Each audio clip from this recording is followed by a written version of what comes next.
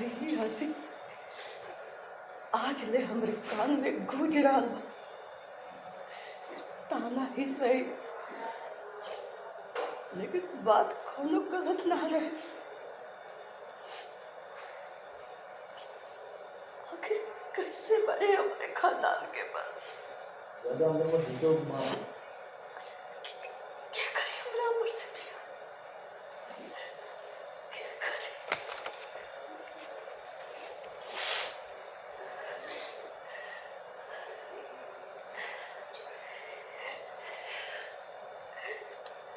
अम्मा जी हमरा हुआ के वचन दे बानी कि हमार देवर जी के बियाह भी हुई और हमार खानदान के वंश भी आगे बढ़ी। हमरा हुआ के वचन दे बानी।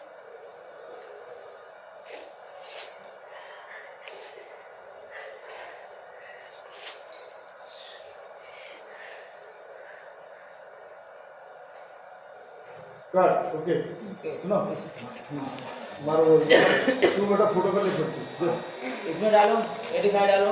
ये भाई